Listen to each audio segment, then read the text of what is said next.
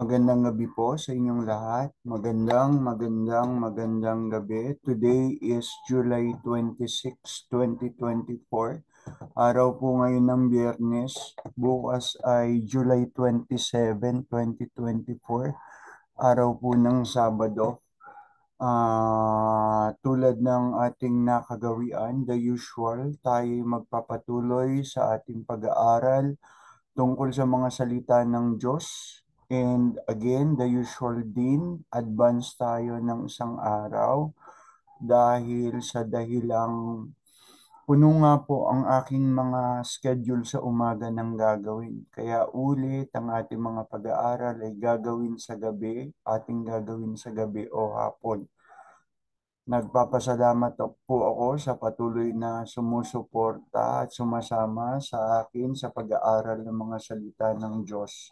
Ako po'y natutuwa. At sana sa inyong pakikiisa, alam ko rin naman, natutuwa ang Panginoon. So, simulan na po tayo ang ating tatalakayin ngayong gabi, ang ating pag-aaralan ay ang Ebanghelyo bukas na gagamitin sa ating mga Katolikong simbahan sa mga misa.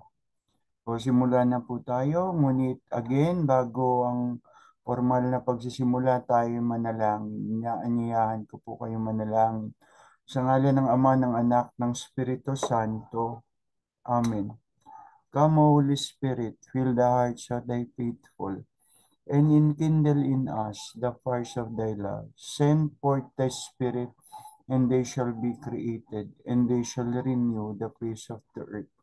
Glory be to the Father, and to the Son, and to the Holy Spirit, as it was the beginning, is now, and ever shall be, world without end. Amen. In the name of the Father, the Son, the Holy Spirit. Amen. Maraming salamat po sa inyong pakikiisa sa ating pananalangin. Patnubayan tayo ng Panginoon sa ating pag-aaral ng Kanyang mga salita ngayong gabi. Simulan na po tayo. Ano ang ating ebanghelyo para sa araw ng bukas? Share screen na po ako. Okay, ito po ang ating ebanghelyo para sa araw ng bukas. Tuloy tayo sa pag-aaral mula sa aklat ni San Mateo, Kabanata 13, mga talata 24 hanggang 30. Ito po ang Ebanghelyo bukas, ang pagpapahayag ng mabuting balita ng Panginoong Heso Kristo ayon kay San Mateo. Nagsalaysay muli si Jesus sa kanila ng isa pang talinghaga. Sinabi niya, ang kaharian ng langit ay katulad ng isang taong nagasik ng mabuting binhi sa kanyang bukid. Sanggabi, habang natutulog ang mga tao, dumating ang kanyang kaaway. Nagasik ng mapanirang damo sa triguhan at saka umalis. Nang tumubo at magbunga ang trigo, lumitaw din ang mapanirang damo. Kaya't pumunta ang mga utusan sa may-ari ng bukid at nagtanong, hindi po ba mabuting binhi lamang ang inihasik ninyo sa inyong bukid? Bakit po may damo ngayon? Sumagot siya, isang kaaway ang may kagagawan nito. Tinanong siya ng mga utusan, bubunutin po ba namin ang mga damo? Wag, baka mabunot pati ang mga trigo, sagot niya. Hayaan na lamang ninyong lumago kapwa ang damo at ang trigo hanggang sa anihan. Sa pag-aani, sasabihin ko sa mga tagapag-ani, ipunin muna ninyo ang mga damo at inyong pagbigkis-bigkisin at saka sunugin. Pagkatapos, ipunin naman ninyo ang trigo sa aking kamalig. Ang mabuting balita ng ating kaligtasan. Pinupuri ka namin, Panginoong Heso Kristo. Stop share na po ako. So again po, mga kaibigan, mga kapatid, Magandang gabi sa inyong lahat. Mabuti na ang panahon. Ah, Maambon-ambon na lang paminsan-minsan. Sana'y magpatuloy ito at sana'y tuluyan ng makabangon ang higit na mga nasalanta ng malalakas na pag-ulan. So, simulan na po natin ang sharing. Kung titignan natin, kung iisipin nating mabuti, ang nangyari sa Ebanghelyo para sa araw ng bukas, ang talinghaga tungkol sa mapanirang damo sa triguhan, ay katulad din ng naunang talinghagang ibinigay ng Panginoon kung saan nagbigay din siya ng paliwanag tungkol dito. Ang tinutukoy ko ay yung talinghaga ng mga hasik. Nung ibinigay ng Panginoong Hesukristo ang talinghaga ng mga hasik, nagbigay din siya ng paliwanag dito. At ang Ebanghelyo para sa araw ng bukas, ang talinghaga naman tungkol sa mapanirang damo sa triguhan. Ang katulad na talinghaga ay nagbigay din siya ng paliwanag. Nasabi ko po dun sa inyo sa una kong video, dun sa sharing ko, dun sa talinghaga ng mga hasik, may personal akong paniniwala na kapag ang Panginoon na ang nagpaliwanag tungkol sa kanyang mga sinasabi o tungkol sa kanyang mga itinuturo, wala nang dahilan para paliwanag pa ito ng may ibang kahulugan. Okay? May ibang kahulugan na hindi dapat baguhin ang pinaka-ibig sabihin ng Panginoon sa kanyang sinasabi. Na siya mismo ang nakapagbibigay ng eksakto o tamang paliwanag doon sa kanyang mga sinasabi o tinuturo. And then, alam niyo po, anong nangyari? A friend told me, but you can expand it. But you can expand it. Nung sinabi niyang you can expand it, inisip-isip ko, what does it mean to expand? Hindi naman ibig sabihin, and then naisip ko, hindi naman ibig sabihin na pag sinabing in-expand, babaguhin mo na ang interpretasyon, babaguhin mo na ang kahulugan. Pwede rin to expand means to make it larger. How can you make it larger? By putting emphasis doon sa mga bagay na talagang dapat bigyang emphasis, bigyang diin. Okay? Ang ginawa natin nakaraan, di naman natin binago yung interpretasyon ng Panginoon doon sa talinghaga ng mga hasik. Di natin binago. Ang ginawa natin, dinitalye natin isa-isa. Inayos natin, no?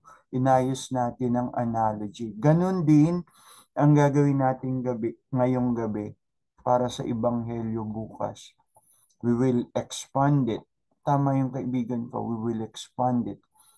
Bibigyan natin ng detalye, ng emphasis, ng diin, yung mga dapat bigyang diin. So, ganito yon. So, bilang panimula, tignan natin ang analogy ng Panginoon sa kanyang paliwanag. Paano natin yun makikita? Makikita natin yan kung pupuntahan natin yung paliwanag ng Panginoon. Share screen po uli si Sir. Pupuntahan natin yung paliwanag ng Panginoon sa kanyang talinghaga tungkol sa mapanirang damo sa triguhan. Wait lang po. Share screen si Sir. Okay. So, binasa ko kanina yung talinghaga tungkol sa mapanirang damo sa triguhan.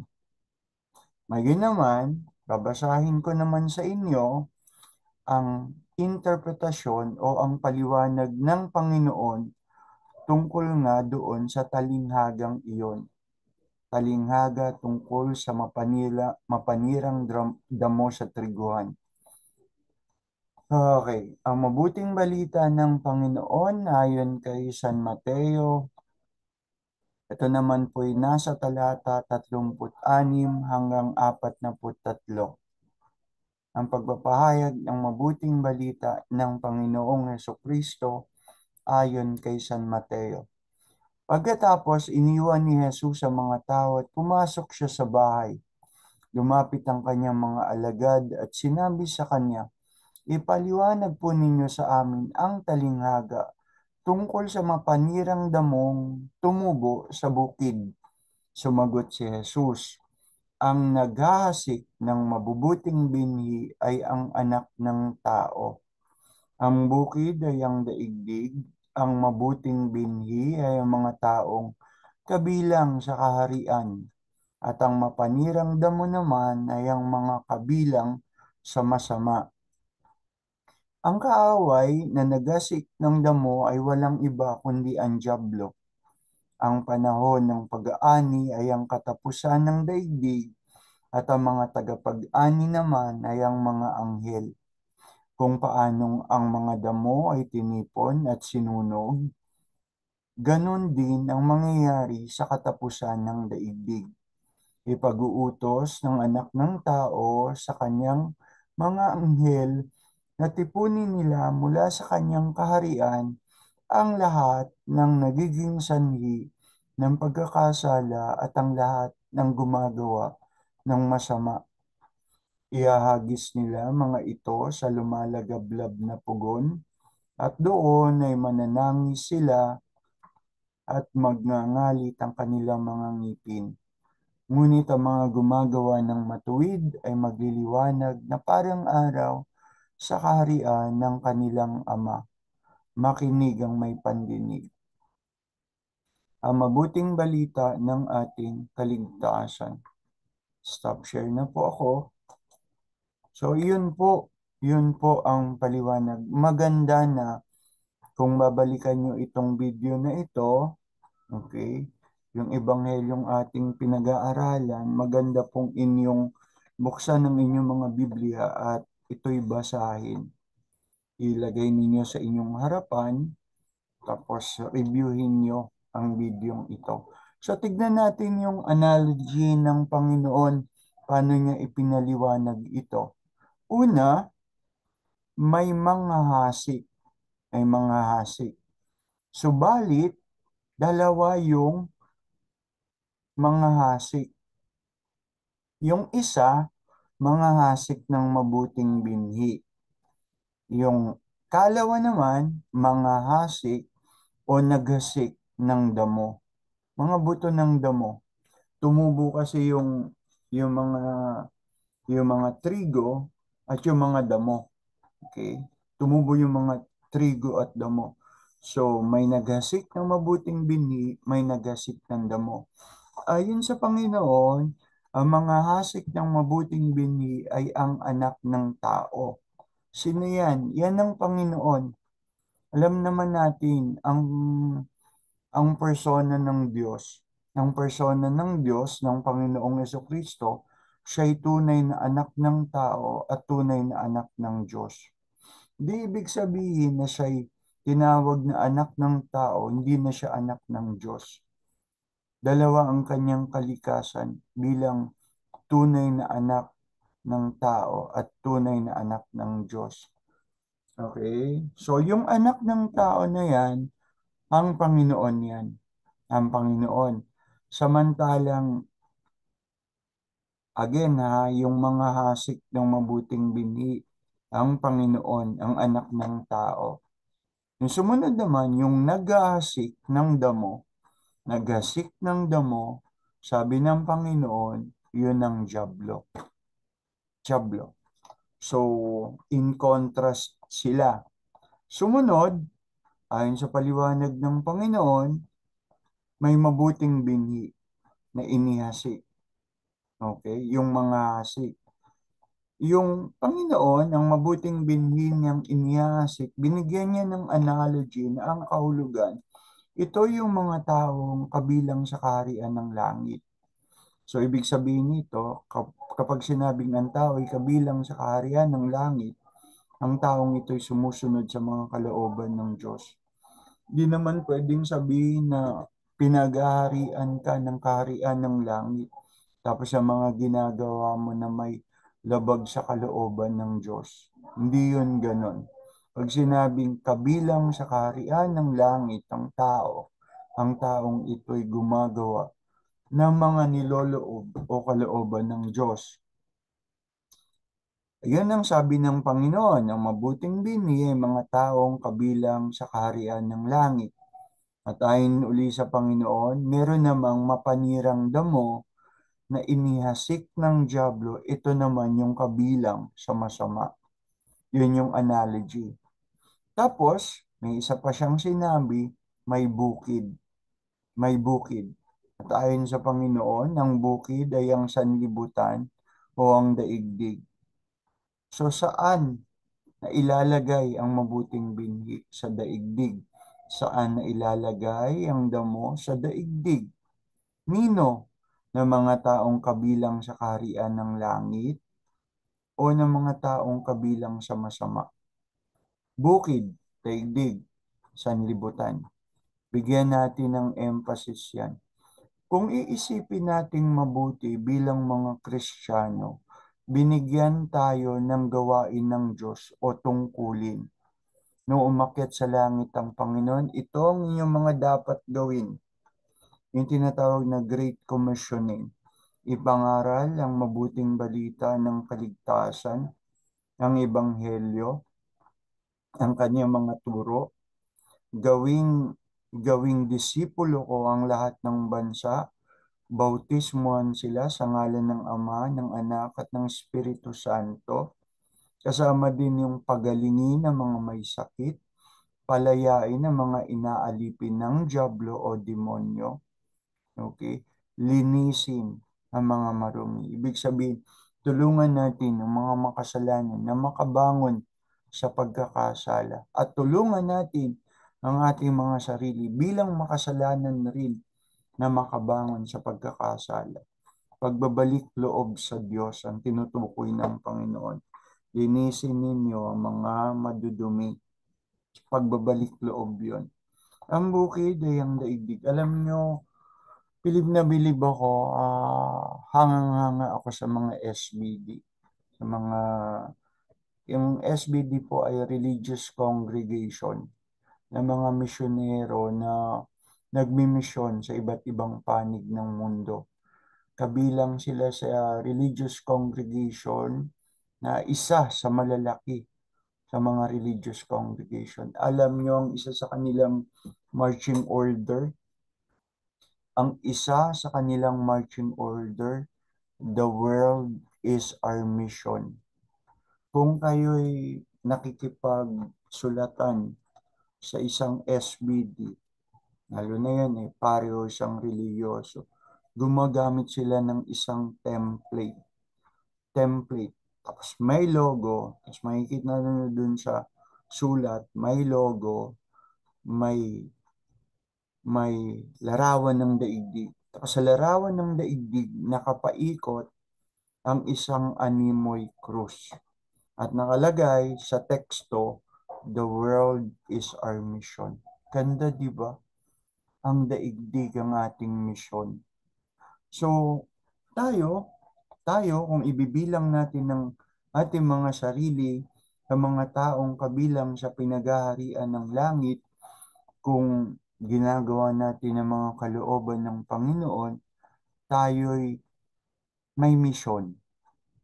Nagbigay ang Panginoon ng mga gagawin sa kanyang mga alagad at kung tayo Kristiyano, kabilang tayo sa pagiging alagad. At ang bukid, ang daigdig, ang ating misyon. Ayon dito sa talingagang ito. So una again, may naghahasik ng mabuting binhi, ang anak ng taong Panginoon. May naghahasik ng damo, ang dyablo. May mabuting binhi, mga taong kabilang sa kaharian ng langit. May panirang damo, kabilang sa masama.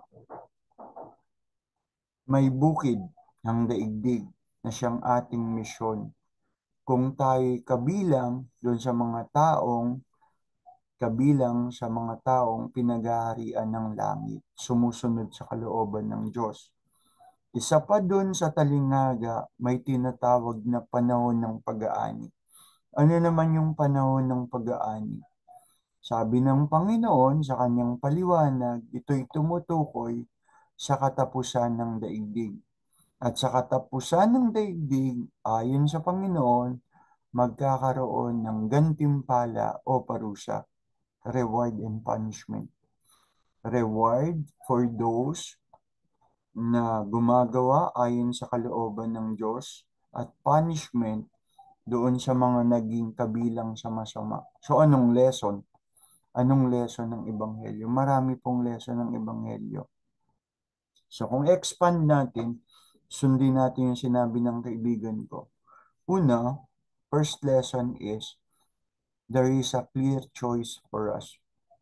May malinaw na pamimili ang ibinibigay sa atin.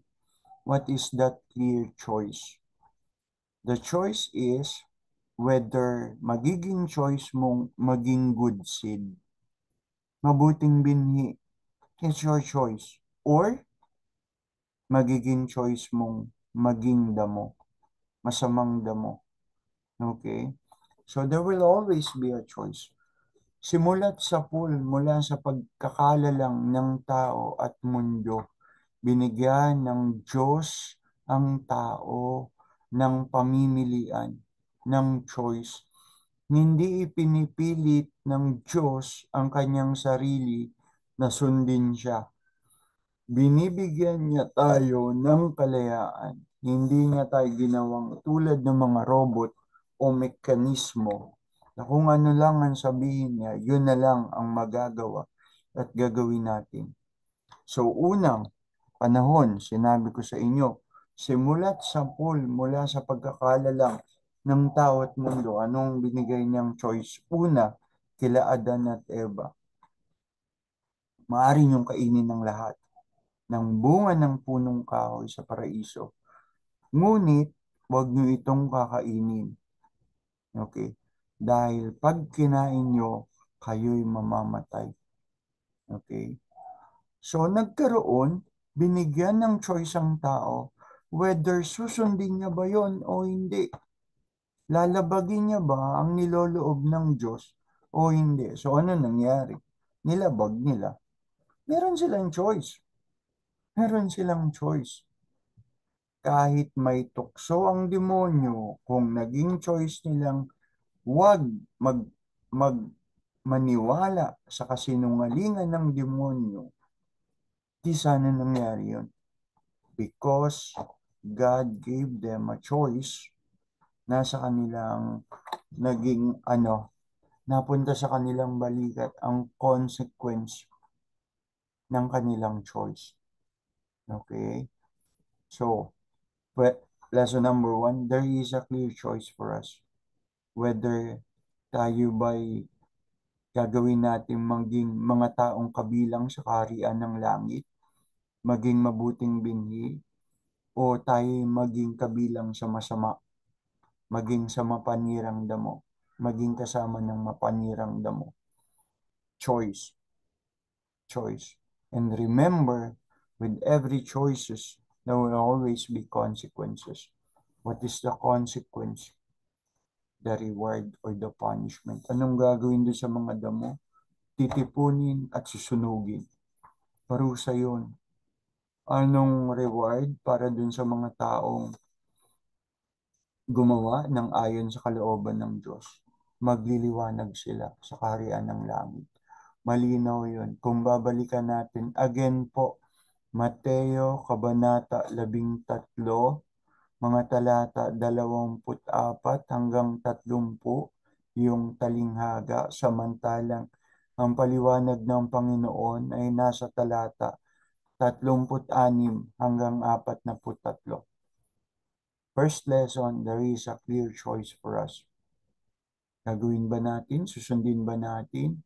Ano ang ating pamimilian? Tayo ba'y bibilang natin ang ating sarili, susunod sa kalooban ng Diyos, to be a good seed or a bad weed? Pipiliin nating sumunod pa sa masama, gawin ang masama. Lesson number 2. Are we going to allow ourselves to be sent Papayagan ba natin ang ating mga sarili na maisugo? Ang Panginoon sinugo niya ang mga alagad. Nagkaroon ng 10th World Youth Day sa Pilipinas. Ano yung main theme ni Pope John Paul II? As the Father sent me, so I am sending you. As the Father sent me, kung paano ko isinugo ng Ama, isinusugo ko rin kayo. Nasa Biblia po yun, nakasulat. And you can research about anong aklat, anong kabanata, at anong talata. As the Father sent me, so am I sending you. Now, are we going to allow ourselves to be sent? Again, magkakaroon ng choice. No or yes. No or yes. We will say no to God. We will reject the offer of God for us to be sent. Okay, hindi natin na pakialam ko ba tungkol sa Diyos? Pakialam ko ba sa mga gawain tungkol sa Diyos? You are rejecting God. You are saying no to God. But every time na gagawin mo, isa sa buhay mo yung kanyang mga sinasabi, you are saying yes to God. Sinong modelo natin sa pag-say yes? The Blessed Mother. Di niya naintindihan. Pero yun ang sabi sa kanya. And so, pinilit niyang magawa at pinilit niyang sundin. Di natin sinasamba si Maria, pero modelo siya ng pagsunod. Modelo siya ng pagsagot ng yes. She allowed herself to be sent. Okay? Niloob niya ang kanyang sarili na makasunod sa kalooban ng Diyos. Yun ang kanyang yes.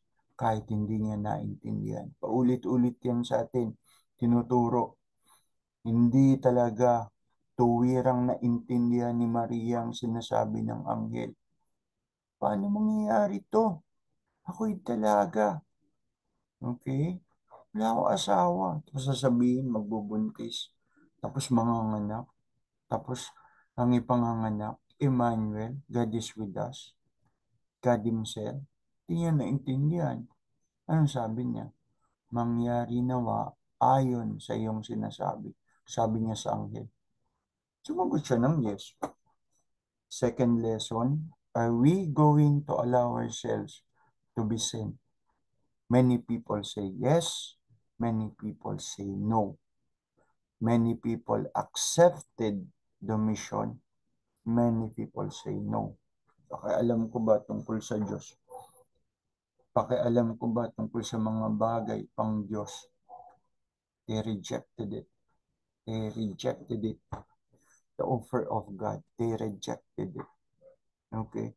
So, God's invitation for us is to be sent. Right now, this time, mag-decide ka na. One, your choice. Kasama ka sa masama, gagawa ka ng masama, o gagawa ka ng mabuti. Gagawin mo mga mabuting kalooban ng Diyos. Lesson number 2, are you going to allow yourselves, sagutin natin yan, to be sent, or you will reject God's invitation to be sent? As the Father sent me, so am I sending you. 10th World Youth Day. Sa mga kaidaran ko, 52 years old na po ako. Alam ko, kung babalikan niyo yan, maiisip niyo, mapagninilayan niyo. Yun lang, yung talata lang na yun. Kung paano ko sinugo ng Ama, isinusugo ko rin kayo. Lesson number 3. Sabi sa inyo, madaming lesson yun. Consider the time being. Isipin yung panahon. Isipin yung panahon. Sabi, ulit-ulit, maiksi ang buhay. Oo nga, napikit, nadilat ako. Noon, ay, naalala ko, 12 years old ako, birthday ko, 12 years old, humiling ako ng ice cream sa mga magulang ko. Mahirap lang kami, hindi ako napagbigyan. Walang dumating na ice cream. Alalang-alala ko yun. Iyak ako ng iyak. 12 years old ako. Napikit, nadilat. Ngayon, 52 years old na ako.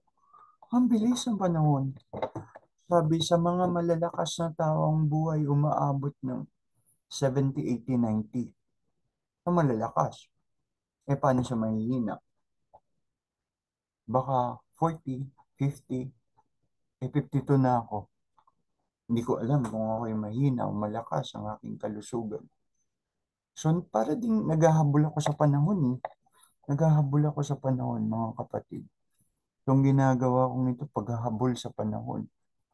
Malay natin, gaano kabilis ang buhay. Sabi ko nga sa inyo eh, napikit, nadilat ako. Dilat ako, 12 years old, napikit. Pagdilat ko uli ngayon, 52 years old na ako. Ilang taon na lang, 8 taon na lang, senior na ako. Lolo na po ako. So parang naghahabol din ako sa panahon. Kasi nung kabataan ko, reckless youth din ako eh. Paborito ko ang kanta yung Amazing Grace eh. Amazing Grace, how sweet the sound. I once was lost, but now I'm found. Mapangatawanan ko sana. Mapangatawanan ko sana. Consider the time being. Darating at darating ang panahon. Ano yung panahon? Yung panahon ng pag-aani kung saan magkakaroon tayo ng reward o punishment sa ating mga ginawa. Kung wala kang awareness sa panahon, kung hindi ka masyadong conscious sa panahon at sa iyong mga ginagawa, reckless living yun. Reckless living. At hindi mo gugustuhin na sa katapusan ng panahon, panahon ng pag-aani, katapusan ng daigdig, na sinasabi ng Panginoon, mapabilang ka doon sa mga parurusahan. Mas gugustuhin natin magkaroon ng buhay na walang hanggan bilang reward sa ating mga ginawa. Although, di ba, sabi ng kanta, buhay, hindi naman tayo talaga maliligtas sa ating mga gawa lang, kundi dahil maliligtas tayo, kundi dahil kung anong ginawa ng Panginoon. Kung sino siya, siya'y Diyos na siyang nagligtas sa atin. Ang ating mga mabuting gawa, ano lang natin yan, patunay na ang ating paniniwala sa Kanya hindi patay. Hindi patay. Sinasabi mong naniniwala ka sa Diyos, wala namang makitang gawa ayon sa kalooban ng Diyos. Walang silbing pananampalataya yun. Patay. Kahit sabihin mong mabuting gawa, basahan lang. Narinig ko na yun. Mga protestanteng born again. Alam niyo, mabubuting gawa, basahan lang yan. Ang tunay na nagbigay kaligtasan, ang sakripisyo ng Panginoong Diyos. Tama naman yun, nakasulat. For us not to boast about it, yung ating mabubuting gawa.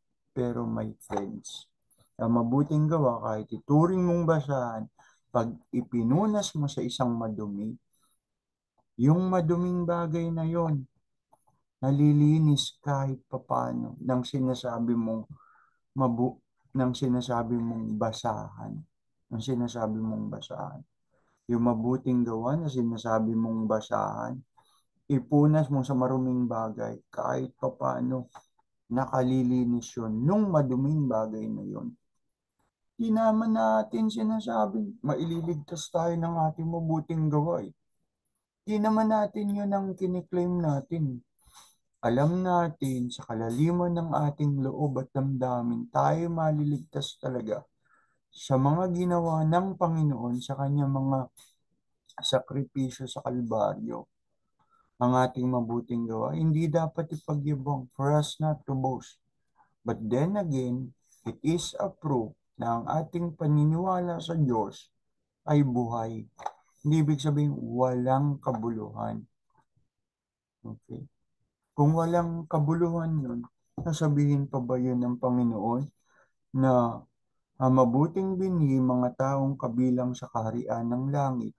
Kailan ka magiging kabilang sa kaharian ng langit? Di ba once na sumunod ka sa kalooban ng Diyos? May kalooban bang ang Diyos na masama?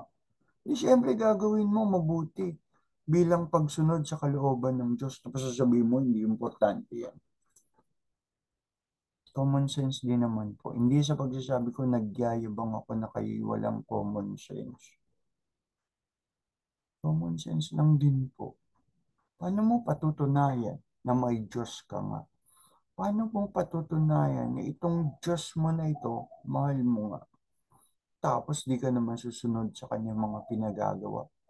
Magmahalan kayo. Ito ang patunay na kayo'y mga anak ko kung kayo'y magmamahalan. Love one another. Hindi love another one. Hindi love another one, kundi love one another. Napahaba na po.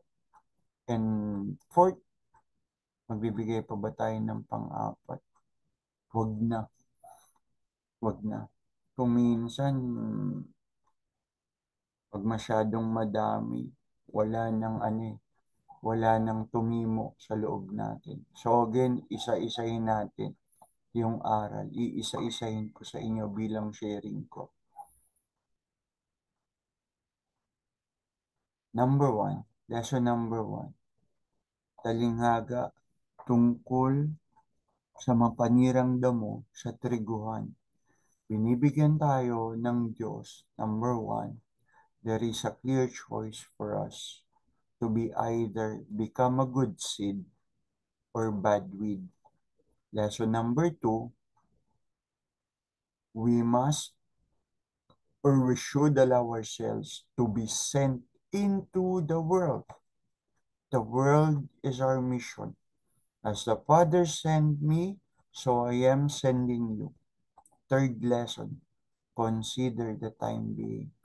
Maging aware at conscious tayo ng ating buhay may katapusan at may panahon ng pag-aani ng sabi ng Panginoon, yun ang katapusan ng daigdig kung saan ang bawat isa sa atin either magkakaroon ng reward or punishment. Ganda ng ating pag-aaral ngayong gabi. Kung babalikan niyo po ang bidyong ito, maganda buksan niyo ang inyong mga Biblia. Ulitin natin ang Ebanghelyo para bukas. Ayon sa aklat ni San Mateo, Kabanata 13, chapter 13, verses 24 to 30. Manalangin po tayo. In the name of the Father, the Son, the Holy Spirit. Amen. Pinupuri ka namin, Panginoong Yesus. Sa iyo ang lahat ng kaluwalhatian at kadakilaan. Panginoong Yesus, patawarin mo po kami sa panahong ligaw kami sa aming landas, na mas naniwala pa kami sa mga kasinungalingan ng masama, na sa mga panahong ibinilang namin ang aming mga sarili sa masama, sa pagpiling gawin ng mga masasamang bagay, sa aming choices na naging mali. Patawarin mo po kami, Panginoon. Nagpapasalamat po kami sa mga aral na patuloy mong binibigay sa amin at patuloy namin na pag-aaralan. Patimuin mo po ang mga ito sa aming puso. Hinihiling po namin, Panginoon, na linisin mo kami sa anumang kasalanan. Linisin mo kami sa mga pagmamalakit kayabangan kahit na kami nakagagawa ng mga bagay na mabuti bilang pagsunod sa iyong kalooban. Ako, Panginoon, patawarin mo ako sa aking mga kayabangan. Alisin mo sa akin ang pagmamalaki sa mga nagagawa kong mabuti. Personal ko po itong kahilingan sa iyo at hinihiling ko rin po para sa mga kaibigan at kapatid. Tulutan mo kaming laging magkaroon ng mabuting loob katulad ng aming Inang Maria na may kababaang loob sa kanyang pagkaaba na nakasunod sa iyo. Alisin mo uli sa amin, Panginoon, lahat ng uri anyo ng kayabangan ng mga pagmamalaki.